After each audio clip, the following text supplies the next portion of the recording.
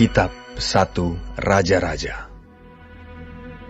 Raja Daud telah tua dan lanjut umurnya, dan biarpun ia diselimuti, badannya tetap dingin. Lalu para pegawainya berkata kepadanya, "Hendaklah dicari bagi tuanku raja seorang perawan yang muda untuk melayani dan merawat raja. Biarlah ia berbaring di pangkuanmu, sehingga badan tuanku raja menjadi panas." Maka di seluruh daerah Israel dicarilah seorang gadis yang cantik, dan didapatlah Abishag, gadis Sunem, lalu dibawa kepada raja. Gadis itu amat cantik, dan ia menjadi perawat raja dan melayani dia. Tetapi raja tidak bersetubuh dengan dia. Lalu Adonia, anak Hagit, meninggikan diri dengan berkata, "Aku ini mau menjadi raja." Ia melengkapi dirinya dengan kereta-kereta dan orang-orang berkuda, serta 50 orang yang berlari di depannya.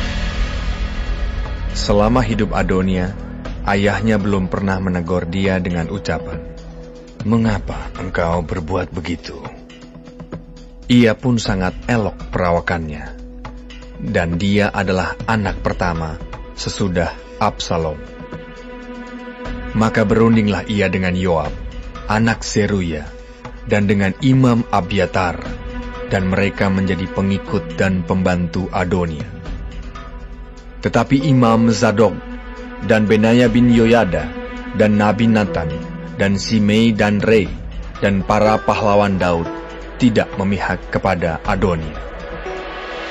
Sesudah itu, Adonia mempersembahkan domba, lembu, dan ternak gemukan sebagai korban dekat batu Zohelet yang ada di samping En-Rogel. Lalu mengundang semua saudaranya, anak-anak raja, dan semua orang Yehuda, pegawai-pegawai raja. Tetapi Nabi Nathan dan Benaya dan para pahlawan dan Salomo adiknya tidak diundangnya. Lalu berkatalah Nathan kepada Batsheba, ibu Salomo, "Tidakkah engkau mendengar bahwa Adonia anak Hagit telah menjadi raja, sedang tuan kita Daud tidak mengetahuinya? Karena itu, baiklah ku beri nasihat kepadamu, supaya engkau dapat menyelamatkan nyawamu dan nyawa anakmu Salomo. Pergilah masuk menghadap Raja Daud dan katakan kepadanya, bukankah tuanku sendiri, ya rajaku, telah bersumpah kepada hambamu ini, anakmu Salomo akan menjadi raja sesudah aku, dan dialah yang akan duduk di atas tahtaku. Mengapakah sekarang Adonia menjadi raja? Dan selagi engkau berbicara di sana dengan raja, aku pun akan masuk pula dan menyokong perkataanmu itu." Jadi masuklah Batsheba menghadap raja ke dalam kamarnya. Waktu itu, raja sudah sangat tua, dan Abishag, gadis Sunem itu, melayani raja. Lalu Batsheba berlutut dan sujud menyembah kepada raja. Raja bertanya, "Ada yang kau ingini?" Lalu perempuan itu berkata kepadanya, "Tuanku sendiri telah bersumpah demi Tuhan Allahmu kepada hambamu ini, anakmu Salomo akan menjadi raja sesudah aku, dan ia akan duduk di atas tahtaku. Tetapi sekarang, lihatlah, Adonia telah menjadi raja, sedang tuanku raja sendiri tidak mengetahuinya. Ia telah menyembelih banyak lembu, ternak gemukan, dan domba, dan telah mengundang semua anak raja dan Imam Abiatar dan Yoab, panglima itu.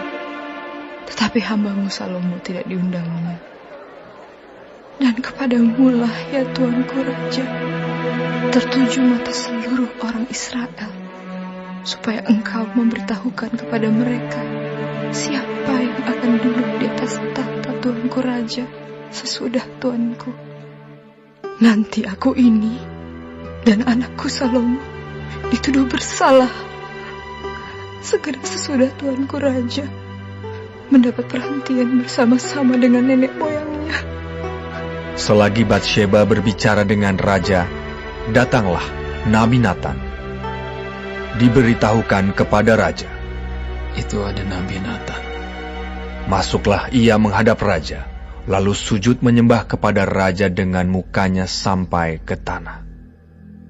Natan berkata, "Ya, Tuanku Raja, Tuanku sendirilah rupa-rupanya yang telah berkata, Adonia akan menjadi raja sesudah aku, dan ia akan duduk di atas tahtaku.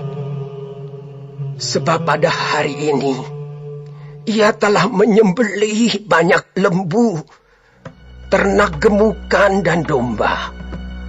Ia mengundang semua anak raja, para panglima dan imam Abiatar.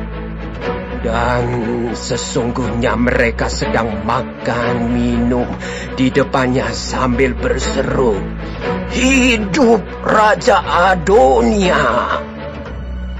Tetapi hambamu ini dan Imam Zadok dan Benaya bin Yoyada dan hambamu Salomo tidak diundangnya. Jika hal ini terjadi dari pihak Tuanku Raja, maka engkau tidak memberitahu hamba-hambamu ini siapa yang akan duduk di atas tahta Tuanku Raja sesudah Tuanku." Lalu Raja Daud menjawab, katanya, Panggillah Batsheba. perempuan itu masuk menghadap raja dan berdiri di depannya. Lalu raja bersumpah dan berkata, Demi Tuhan yang hidup, yang telah membebaskan nyawaku dari segala kesesakan, pada hari ini aku akan melaksanakan apa yang kujanjikan kepadamu. Demi Tuhan Allah Israel, dengan sumpah ini, anakmu Salomo akan menjadi raja sesudah aku, dan dialah yang akan duduk di atas tahtaku, menggantikan aku. Lalu Batsheba berlutut dengan mukanya sampai ke tanah. Ia sujud menyembah kepada raja dan berkata, Hidup Tuanku Raja Daud untuk selama-lamanya. Lagi kata Raja Daud, Panggillah Imam Zadok, Nabi Natan, dan Benaya bin Yoyada. mereka masuk menghadap raja, dan raja berkata kepada mereka, Bawalah para pegawai tuanmu ini, naikkan anakku Salomo ke atas bagal betina kendaraanku sendiri, dan bawa dia ke Gihon. Imam Zadok dan Nabi Natan harus mengurat dia di sana menjadi raja atas Israel. Kemudian kamu meniup sangkakala dan berseru, Hidup Raja Salomo. Sesudah itu kamu berjalan pulang dengan mengiring dia.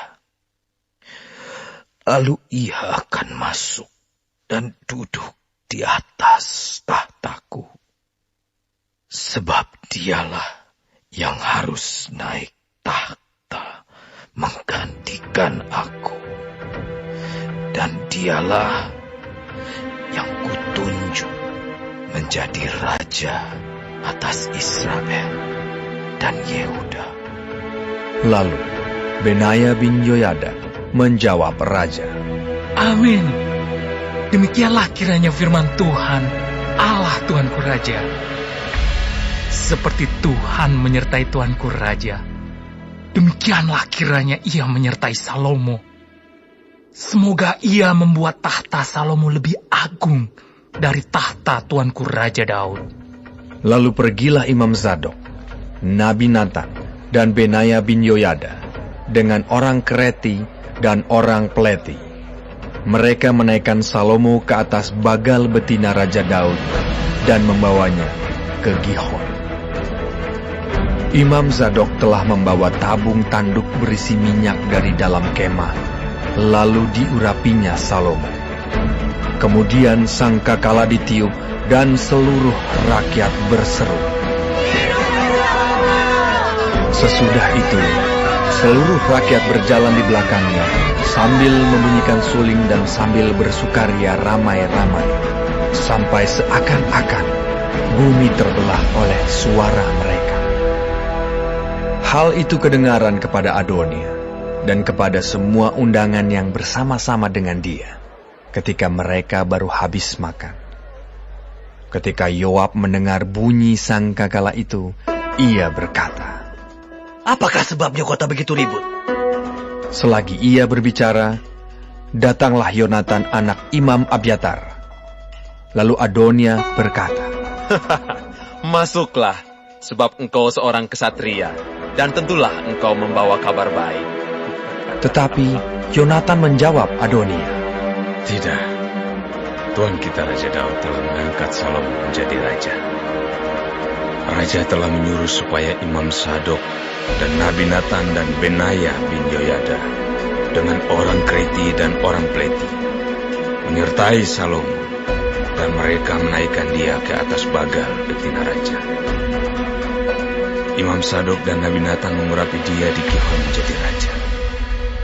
Dan dari sana mereka sudah pulang dengan bersukaria, sehingga kota menjadi ribut. Itulah bunyi yang kamu dengar tadi. Salomo sekarang duduk di atas tahta kerajaan. Juga pegawai-pegawai raja telah datang mengucap selamat kepada Tuan kita Raja Daud dengan berkata, Kiranya Allahmu membuat nama Salomo lebih masyhur daripada namamu, dan tahtanya lebih agung daripada tahtamu. Dan raja pun telah sujud menyembah di atas tempat tidurnya. Dan beginilah katanya, Terpujilah Tuhan Allah Israel, yang pada hari ini telah memberi seorang duduk di atas tahtaku, yang aku sendiri masih boleh saksikan. Maka semua undangan Adonia itu terkejut, lalu bangkit dan masing-masing pergi menurut jalannya. Takutlah Adonia kepada Salomo, sebab itu ia segera pergi memegang tanduk-tanduk mezbah. Lalu diberitahukanlah kepada Salomo, Ternyata Adonia takut kepada Raja Salomo, dan ia telah memegang tanduk-tanduk mezbah, serta berkata, Biarlah Raja Salomo lebih dahulu bersumpah mengenai aku, bahwa ia takkan membunuh hambanya ini dengan pedang.